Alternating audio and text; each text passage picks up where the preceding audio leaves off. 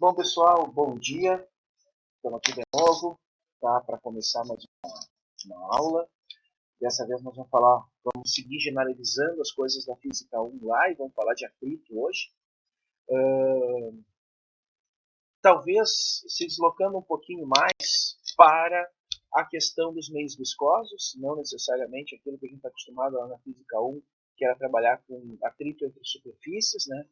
E pensar num movimento, numa aproximação mais generalizada para o atrito como um todo, né? Pensando nessas questões. E basicamente o que a gente está falando aqui? Nós estamos falando de uma força que não é conservativa, de uma força que aparece para dissipar energia e por dissipar energia, a lei de conservação do movimento, de conservação de energia, que é uma das leis básicas da natureza e que engloba boa parte da física, ela não é mais válida, né? Uma vez que a gente transforma energia cinética em outras formas de energia, em geral perdida sob forma de calor.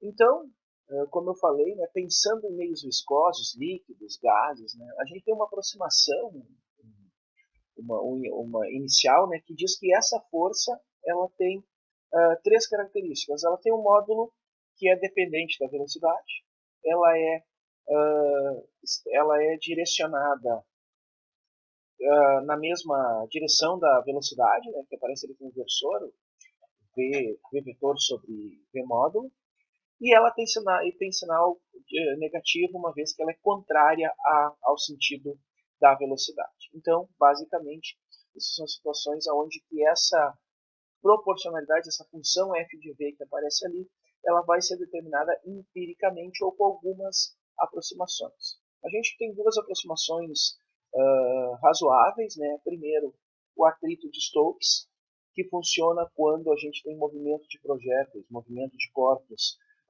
com velocidades mais altas em fluidos viscosos, em líquidos ou gases viscosos, né?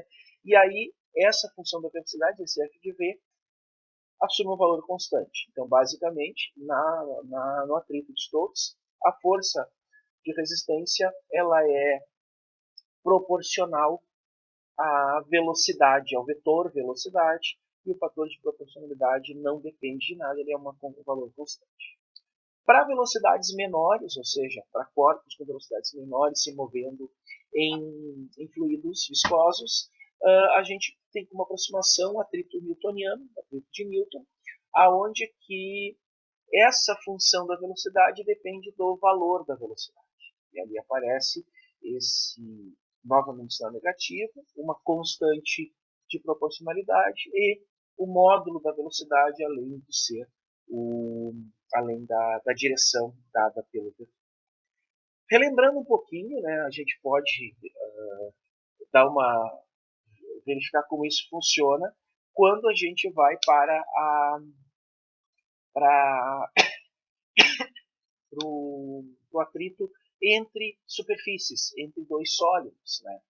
E aí, nós lembrando lá que desculpe, a força de atrito entre duas superfícies, entre dois sólidos, ela está relacionada com a força normal, tá?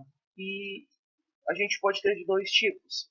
Nós temos o atrito dinâmico, que ocorre quando existe velocidade, e aí essa força, na direção da velocidade, sentido contrário, proporcional à força normal, tem o coeficiente de proporcionalidade, que é o coeficiente de atrito dinâmico, que aqui é dado pelo IG. Essa é a aproximação que a gente usa empírica para o atrito dinâmico. Já o atrito estático, né, ele não tem um valor definido, ele tem um valor máximo. O valor máximo é também proporcional à força normal e tem uma constante de proporcionalidade que é esse μ, agora h. E só que ele vai variando porque ele é usado para equilibrar o corpo. Então ele tem um valor máximo, que é quando a gente alcança esse produto, o valor da força normal vezes o coeficiente de atrito estático. E quando uma força paralela ao movimento, ou uma força de cisalhamento, né, ocorre de forma a sobrepor essa força de atrito estático máximo, o corpo entra em movimento e deixa, portanto, de ter atrito estático e passa a ter atrito dinâmico. Como vocês devem lembrar, lá na Física 1, o professor falava, é muito mais fácil manter um corpo em movimento do que colocá-lo em movimento. Isso se deve à hierarquia desses coeficientes, que são determinados pelas propriedades das superfícies que estão em contato, do conjunto de superfícies que está em contato, que diz que o coeficiente de atrito estático é maior do que o coeficiente de atrito dinâmico. Eles são definidos como positivos, obviamente, e estão ali para a gente entender exatamente como é usada essa aproximação para os corpos. Note que, nesse caso, a gente tem uma aproximação, essa aproximação é chamada de aproximação de Coulomb para o atrito, e ela é muito semelhante à ideia lá do Stokes, só que não depende do módulo da velocidade somente do versor e mais nada, uma vez que tu não tem outra propriedade a não ser as forças de contato que estão interagindo.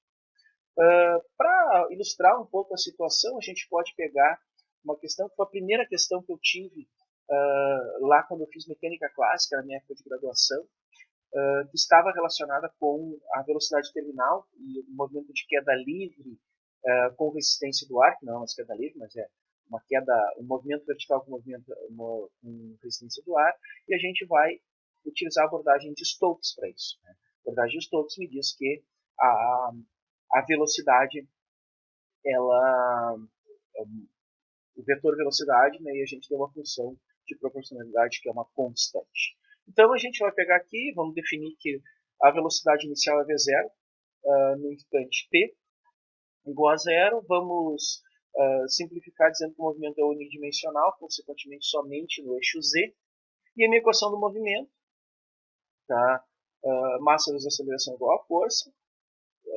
Vou usar ali o z dois pontos, lembrando que o ponto é a minha derivada temporal. E como força, a gente tem a força-peso direcionada para baixo e a força de atrito, a força de resistência do ar, que está colocada contrário à direção do Z. Então, tranquilamente, vamos lá, né? Fizemos essa equação diferencial para a velocidade inicialmente. Utilizamos a separação de variáveis e para o lado direito facilmente integrado, né? No lado esquerdo, para resolver a situação, a gente faz uma transformação. A gente faz uma transformação de variáveis, né? Com a parte com o denominador ali sendo substituído por U, mudando o meu diferencial, e eu consigo chegar aqui numa resposta que tem um logaritmo neperiano associado a isso. Tá?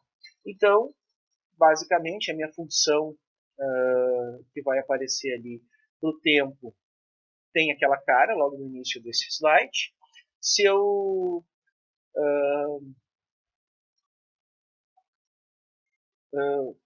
fizer as manipulações necessárias e colocar exponencial nos dois lados dessa equação, eu consigo escrever uma função para a velocidade, né? Aí eu vou reescrever aqui conforme está definido, tá? Lembrando aqui que eu quero uma função de velocidade apenas, consigo manipular a equação quando troca de sinal, aqui, ó, mg mais beta v0, quando eu passo para o outro lado, eu troco o sinal da exponencial, o beta v0 também muda, e aí dividindo tudo por m, tudo bonitinho, eu consigo ter uma equação para o mg também troca de sinal, divido tudo por beta, agora sim, e eu consigo ter uma equação para a velocidade em função do tempo. Tem um ponto inicial aqui, quando a gente tem a velocidade inicial, quando t igual a zero, a exponencial vai a 1, eu cancelo esses dois termos aqui, fico só com v0, facilmente vai chegar nesse ponto, e pelo fato de ter um exponencial, a gente consegue enxergar que vai ter um valor limite quando essa velocidade tende a um valor constante. Esse valor limite vai ser quando t vai a infinito. Quando t vai a infinito, essa função aqui desaparece, eu só fico com menos mg sobre beta, que é a minha velocidade limite, minha velocidade terminal. Tá? Então, a gente, nesse caso, a velocidade terminal vai ser o momento em que a aceleração chega a zero. Tá? Olhando lá para a primeira, se a gente olhar para a primeira equação aqui, ó, se eu zerar a aceleração, eu consigo chegar que o meu z ponto é menos mg sobre beta, menos mg sobre beta, tranquilamente, como é a resposta dada aqui. Tá? E claro, aqui, ó, se a gente pegar uma expressão onde a gente tem forças quase desprezíveis de atrito, né? Beta muito grande, consequentemente, beta muito pequeno, quer dizer, então eu tenho esse valor muito menor que 1, posso fazer expansão, e quando beta tende a zero, já que ele é muito menor que 1, eu fico com um termo que é V0 menos GT, conforme era esperado anteriormente no limite, sem problema, que seria o caso sem nenhum tipo de atrito. Partindo então da expressão, esses são os meus dois limites, né, pensando na velocidade limite com t tendendo ao infinito, mostrando a situação onde que beta tende a zero, ou seja, para pequenos coeficientes de atrito desprezíveis, eu consigo tanto velocidade terminal quanto recupero o resultado da queda livre. Partindo desse resultado 20.2, eu vou integrar ele para achar a função z, tá? E vai ver qual vai ser o limite desse z quando t tende a infinito. Eu integro basicamente essa equação, não tem nenhum, a 20.2 não tem nenhuma dependência z, então meu v é dz dt. Faço a integração normal, consigo uma constante de integração, relembrando que eu estou considerando que na queda, né, eu tenho z0 para t igual a zero, ou seja, z está aumentando para baixo, por isso que a gente tinha esse sinal negativo. Defino a constante de integração, toda ela bonitinha aqui, jogo para dentro da equação, fico com uma expressão dessa forma aqui. Estranha, mas que a gente consegue verificar que é possível chegar. Quando eu levo t infinito, esse termo aqui desaparece, eu fico somente com um termo que é com o termo que está tirando o último parênteses. E lembrando que menos mg sobre beta é a minha velocidade terminal, eu posso escrever meu z de t para t infinito em termos da velocidade inicial e da velocidade terminal. Tá? Vendo essa equação aqui, essa equação é uma equação linear no tempo, aqui tem um termo constante com as duas velocidades, um termo linear com o tempo. Né?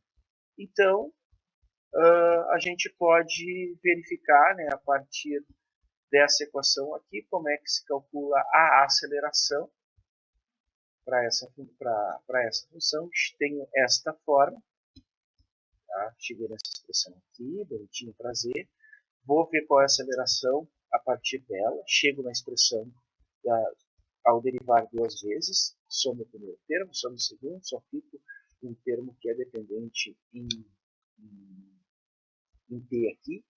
E aí eu vejo que quando t tende a infinito, a gente faz com que tudo isso desapareça e, portanto, a aceleração tende a zero. O que significa que a aceleração tende a zero? Significa que as duas forças, a força gravitacional e a força de resistência do ar, elas se equilibram, por isso que a gente fala em velocidade terminal, que essa velocidade se aproxima da constante e a aceleração, portanto, tende a zero. Vamos seguir então com essa questão. A gente falou de uma abordagem basicamente do atrito de Stokes, a abordagem de Stokes para o atrito viscoso. Vamos pensar agora num atrito newtoniano. Tá? Lembrando que nesse atrito newtoniano a gente tem uma situação aonde que a constante que a proporcionalidade também depende do módulo da velocidade. Então a gente vai escolher algumas ideias, né? O movimento vai ser retilíneo ao longo da direção x, tá? Então, por conta disso, a gente vai omitir o vetor unitário. Escolhemos como condições iniciais posição em t igual a 0 igual a 0 e velocidade em t igual a 0 igual a v0. Tenho minha equação bonitinha ali, ó, tá? Lembrando que na minha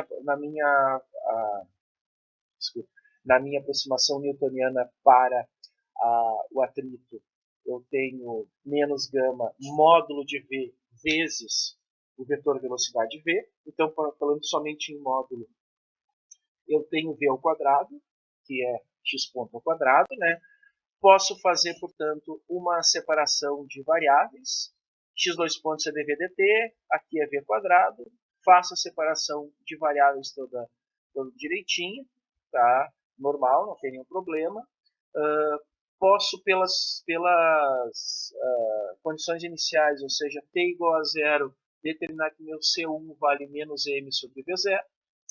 E resolvendo, portanto, ao substituir C1 por menos m sobre V0 e resolvendo isso para V, eu vejo que a função V de t vai ter esta cara aqui de baixo. Tá? Proporcional à velocidade inicial e com o tempo ali no denominador. Tá? A partir disso, então, tenho a função de velocidade, posso integrar para descobrir a função de posição. Para fazer isso, eu vou fazer uma substituição trigonométrica, pegando o meu denominador. O denominador aqui. E, só um momentinho. Pegando o denominador e fazendo uma troca de variáveis. Faço essa troca de variáveis, reescrevo a diferencial, consigo, portanto, fazer a integração de forma que a integração no tempo, né, não tem nada explícito em x, então eu consigo ter uma função também de um logaritmo com C2, ali como minha constante de integração. E ao fazer a substituição, ou seja, para t igual a 0, eu consigo determinar quanto vale a constante de integração, substituo e tenho uma expressão, uma equação, uma função para a posição no caso de um atrito newtoniano na direção, um atrito viscoso de forma newtoniana na direção x. Tá? Então, quando t tende ao infinito, a gente tem dois limites, né? Para a velocidade, olhando para cá, para a velocidade t igual ao infinito, eu consigo verificar que esse termo aqui tende a zero, claramente. E quando t vai a infinito, o logaritmo também não vai ter limite, e eu também faço com que a minha posição vá a infinito. Basicamente, portanto, numa situação onde aqui um gráfico comparativo, né, da trajetória, enquanto que tu tens uma velocidade, uma posição limite para x, tá, que vai, como a gente viu aqui, ó, uma posição limite para x que acaba aumentando linearmente com o tempo depois de um certo momento, tá? Também vai tendo infinito, mas de forma linear. Aqui, como na força resistiva newtoniana, também ele tende a infinito, só que na forma logarítmica aumentando. Vamos fazer, portanto, juntando essas duas coisas, né, essas duas situações, para não precisar ter a dependência de dizer quando eu vou utilizar um approach ou outro, eu vou fazer uma aproximação generalizada para o atrito. Tá? O que é isso? Eu vou ter uma força que é proporcional, tá? A força de resistência de resistência à força de atrito, resistiva. Na direção da velocidade, proporcional a alguma potência de V e com uma constante de proporcionalidade ali, ρ, que eu estou sendo colocado. Tá? Essa minha potência necessariamente tem que ser positiva, ou pelo menos igual a zero, tá? Maior ou igual a zero, tá? Para garantir que a gente tenha velocidade pequena. Não, quando a velocidade vai diminuindo, o atrito também vai diminuindo. Jogando isso na equação, para escolher a direção x, resolvo, portanto, a equação diferencial, segundo a lei de Newton, a equação fundamental da dinâmica. Resolvo para V, tá? Lembrando que meu n não vai poder ser 1, portanto, porque é o caso do atrito de Stokes. Resolvo a integração, considero uma constante ali para quando t igual a zero, v é v0. Aqui.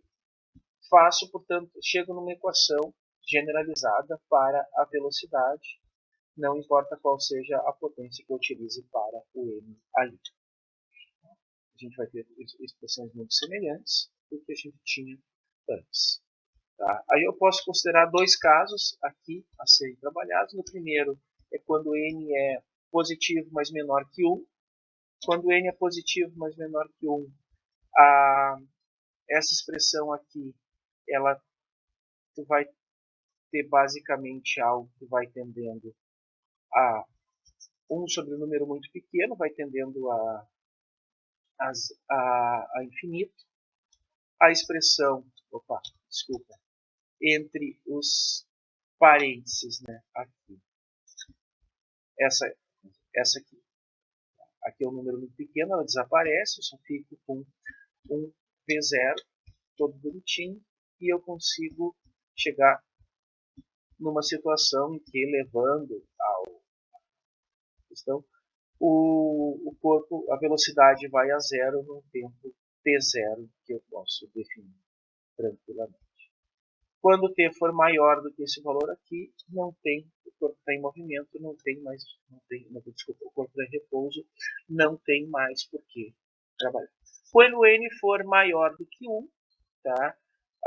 Ele não vai completamente ao repouso, mas a velocidade vai ficando muito pequena mesmo, conforme a gente vai levar isso para o limite e consegue chegar perto de zero. Tá? A gente introduziu o alfa aqui como n menos 1, que é a diferença que vai ter entre o valor de n e o 1. São os dois casos, portanto, que eu tenho para analisar essa velocidade aqui. Partindo dela, eu vou tentar achar uma expressão para a posição, para fazer a segunda integração. E aí eu vou considerar que a velocidade é uma função da posição, que é a função do tempo. Posso utilizar a regra da cadeia. Ao utilizar a regra da cadeia, eu vou substituir dv dt por vdv sobre dx. Tá? Inserindo na equação do movimento, eu posso fazer essa integração normalmente. Tá? E eu vejo que, pelas nossas características lá, v quando x igual a zero e v quando t igual a zero, portanto é v0. Consigo chegar na constante de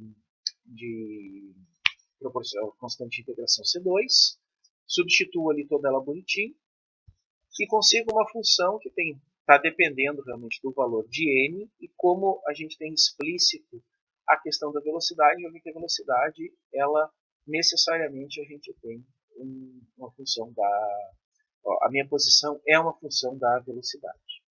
Como eu já achei uma expressão para velocidade em função do tempo, posso substituir, tá? E ao substituir, eu fico com essa carinha de equação aqui para a posição de forma generalizada, considerando aquele atrito ali, a partir da nossa abordagem em que a gente não sabe qual o valor de n exatamente. Nota que, por exemplo, quando tu vai para um atrito newtoniano, esse termo aqui desaparece, tá? E esse termo aqui desaparece. Tu não consegue estar newtoniano com n igual a 2, tu vai ter problemas nessa equação aqui.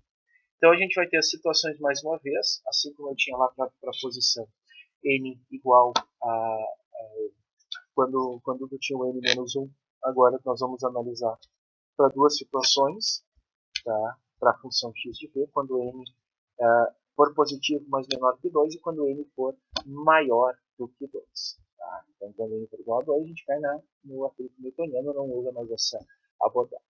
Quando n for menor que 2, mais positivo, eu chego no valor limite, L, e quando n for maior que 2, a minha função ela estoura o limite porque tende ao infinito. Eu substitui aí simplesmente n menos 2, maior que 0, por beta, para simplificação dos nossos cálculos. Então a gente vai ter 3 tipos de movimento, basicamente, nessa situação. Quando o meu n for, sempre lembrando que ele é positivo, né, menor do que 1, o movimento ele chega ao repouso depois de percorrer uma distância L num tempo t0. Quando n tem entre 2, é menor que 2 e maior ou igual a 1, ele se aproxima de um ponto limite numa distância L, e a velocidade tende a 0 nesse ponto. E quando n é maior ou igual a 2, a velocidade vai assimptoticamente chegando a 0, tá? Mas a distância vai crescendo indefinidamente, porque não tem nenhum limite para isso. Ali a gente vai ter a comparação entre as forças agindo, Stokes n igual a 1, tá? Newton n igual a 2, e aí a gente tem os 3 casos colocados aqui na minha equação generalizada. Tá? Vai ter, por exemplo, assim, que quando n é pequeno, tá? A desaceleração ela diminui muito, muito lentamente, tá? Significa que a força é muito grande para pequeno n, tá? De forma que o movimento vai chegar ao repouso rapidamente. Aqui a figura mostrando esses diferentes tipos de atrito. Então, agora analisando a situação, mesma coisa lá da queda livre não, né? Na queda com resistência do ar, agora com o atrito newtoniano, tá? Mesma situação, a gente tem um corpo que começa no ponto z igual a 0, t igual a 0, velocidade inicial v0, e determinar equação para velocidade e para posição assumindo um atrito newtoniano. Tá? E verificar o que acontece, tá? Quando se v0 for igual a 0, para qual aproximação vai valer para tempos pequenos. Então, está ali a minha expressão, toda direitinho. Atrito newtoniano, z2 pontos, né? Só que ali eu tenho um módulo, todo só para garantir isso. Faço reescrevo isso em termos da derivada de V, z2 pontos dvdt, né? Reescrevo isso em termos de virtude pela massa. Tem uma expressão aqui toda bem definida, bem clara na situação, e consigo escrever, portanto, algo em termos, relembrando aqui que o meu beta sobre mg, ou mg sobre beta, vai ser minha velocidade terminal, conforme a gente escolheu isso antes, né? Consigo fazer essa integração, consigo fazer esse cálculo em termos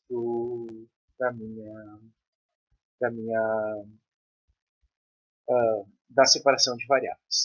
Faço separação de variáveis e eu vejo que eu tenho as situações assim para arcos, para funções trigonométricas inversas, tanto arco tangente como arco tangente hiperbólica ou arco cotangente hiperbólica, dependendo de qual vai ser o valor da velocidade. Para V maior ou igual a 0, eu tenho o arco tangente, sempre com o mesmo argumento, mesma situação, só muda a função trigonométrica. Quando a velocidade é menor do que 0 e maior do que a velocidade limite, menos a velocidade limite, entra a função arco tangente hiperbólica. E quando essa velocidade é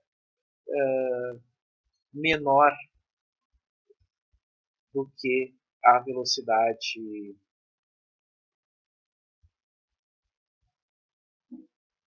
maior ou igual, menor ou igual a zero, quando essa velocidade é menor do que essa velocidade limite negativa dentro da função arco cotangente. Tá? Então tem os três casos, tá? Depende da magnitude apenas da velocidade inicial. A gente vai poder analisar eles separadamente. Então, primeira situação, velocidade inicial é maior ou igual a zero, portanto velocidade e força gravitacional estão em direções contrárias. Faço a integração, consigo a resposta, tá toda bonitinha, e na situação, aqui está a minha função, toda direitinho, e na função óbvia, digamos assim, de v igual a zero, eu consigo escrever somente a função arco tangente aqui com um valor constante. Tá?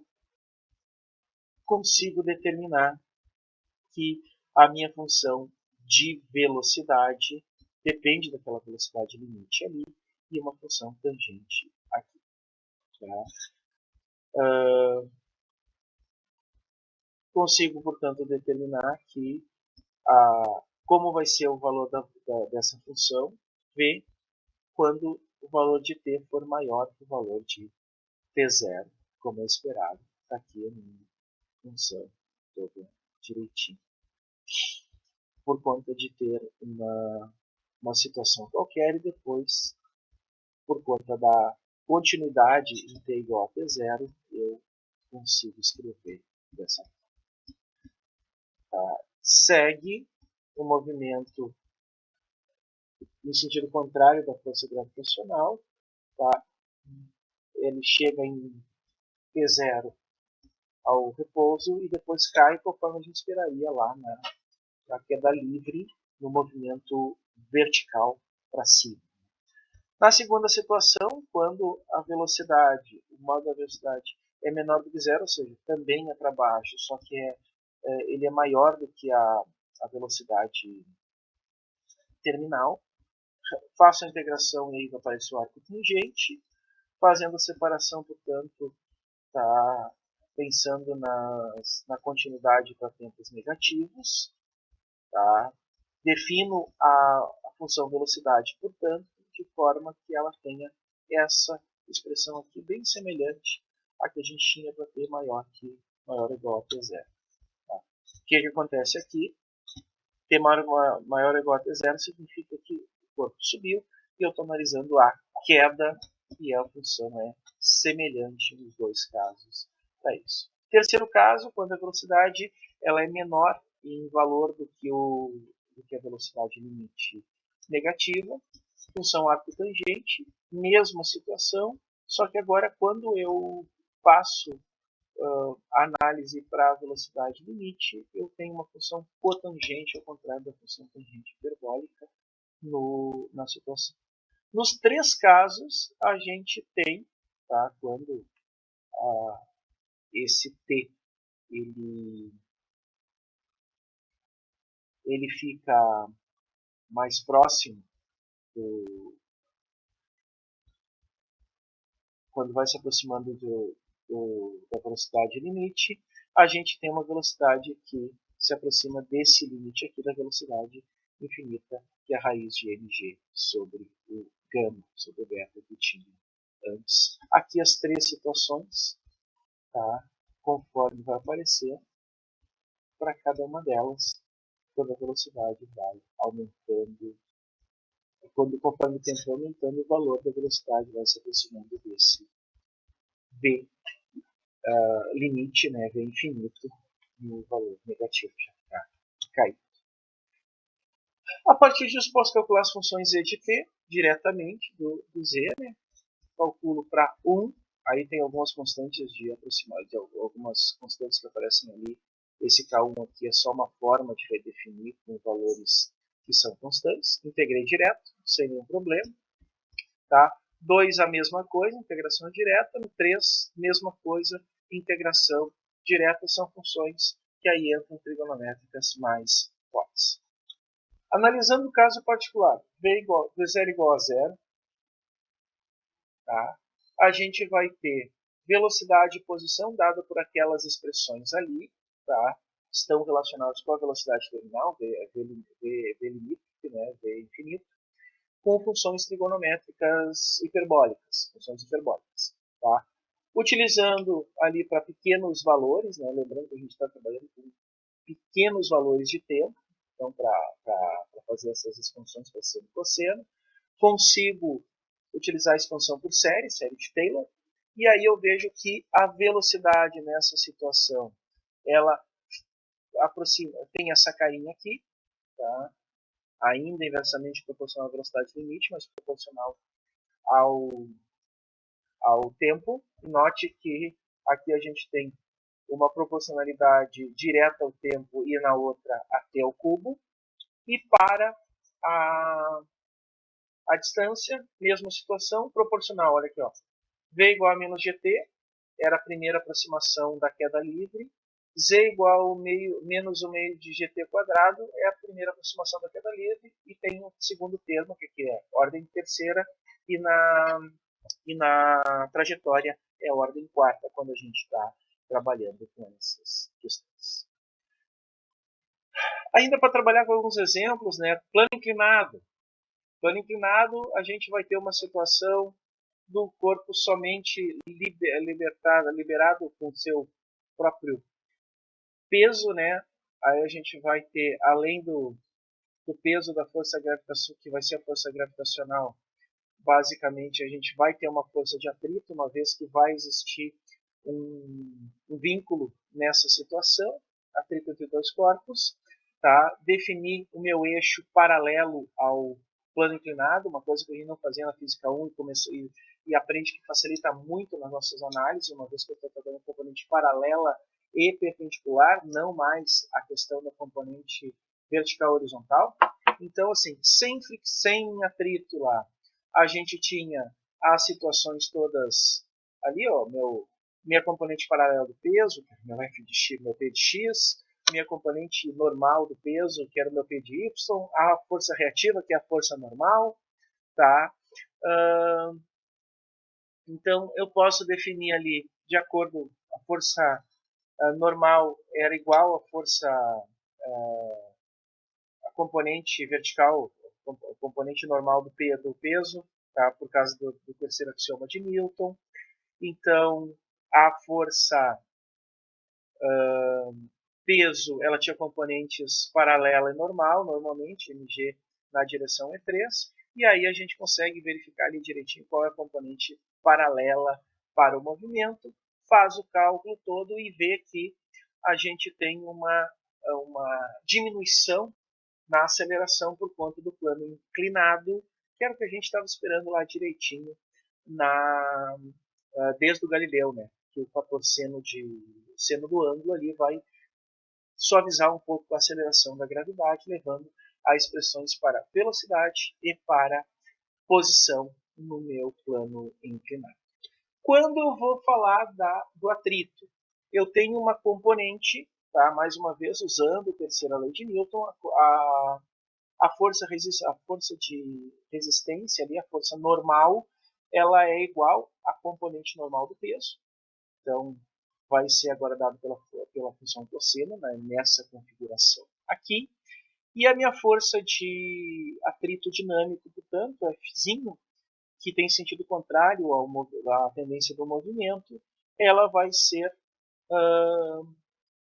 dada pelo coeficiente de atrito para vezes essa força normal. Tenho uma equação do movimento agora que vale em duas situações, né? Tem componente paralela, tem componente perpendicular. Vou usar só a paralela, que é onde que o movimento está restrito ao movimento. Portanto, eu tenho esses dois pontos, que tem a ver com a distância percorrida, né? Que é a aceleração, e força, componente paralela da força gravitacional e componente da força, força de atrito dinâmico, todos eles na direção E. Tá? Então a gente vai ter a situação, aqui está sendo colocado ainda menos ou mais, que a gente não tem ideia para que lado vai ser essa força, depende do sentido da velocidade. Tá? E aí vai se trabalhando de forma geral, de forma a chegar nessa equação aqui, nessa primeira equação, que é uma equação para aceleração, para a minha aceleração efetiva, o meu G paralelo aqui, que eu vou ter equações, mais uma vez menos ou mais, dependendo se a velocidade é positiva ou negativa, sem nenhum problema. Se o movimento é para baixo, V positivo, a gente tem três casos. Se o meu G, se esse G efetivo, se esses dois pontos aqui, ele for maior que zero, a tangente de alfa, portanto, é maior que mg e o corpo é positivamente acelerado. Se essa aceleração efetiva for zero, a tangente alfa é igual a mg, o alfa vai ser igual ao alfa da limite, alfa da aceleração da gravidade, e o corpo se move de forma uniforme, de forma que a componente da força gravitacional e o atrito eles se cancelam mutuamente, ou seja, a gente tem uma velocidade terminal nesse caso, dá para esperar, né? Porque se essa aceleração efetiva for zero, tu tens um movimento uniforme, e se essa aceleração for negativa, então o corpo vai ser desacelerado e chega a parar depois de um determinado intervalo de tempo que tu vais conseguir determinar ali. Quando a velocidade é negativa, ou seja, a direção do movimento é para cima, vale o valor positivo para o S2 pontos, para o G efetivo. Então esse valor necessariamente vai ser positivo e o corpo vai chegar ao repouso em qualquer um dos casos. Tá? Não tem como não chegar nesse ponto aqui. E aí a gente vai pensar que tem dois tipos de movimento. Tá? Aonde que ele para vai depender somente da magnitude do módulo, do coeficiente de atrito, né? E a gente tem dois tipos de coeficiente que podem pensar assim, né? Relacionados com a tangente do ângulo. A gente tem uma possibilidade de ter um coeficiente que me diz crítico, né? Relacionado com a tangente do ângulo, quando esse meu G efetivo tende a zero, uma velocidade positiva, e quando o corpo começa a deslizar. Coeficiente de atrito dinâmico e coeficiente de atrito estático a serem trabalhados. Muito bem, gente. Na nossa conversa de hoje, que foi bem grande, por sinal, a gente conversou a respeito, ou eu falei para vocês a respeito do atrito, generalizando um pouco as situações, pegando algumas situações lá da Física 1 e trazendo para cá. Na próxima aula, que vai estar logo em seguida disponível, nós vamos falar sobre o oscilador harmônico e determinar algumas situações, porque a partir daí que a gente vai enxergar com mais calma, com mais definição o que temos pela frente. Ok, pessoal? Grande abraço e a gente se fala na próxima aula. Abração, tchau, tchau. Fiquem bem.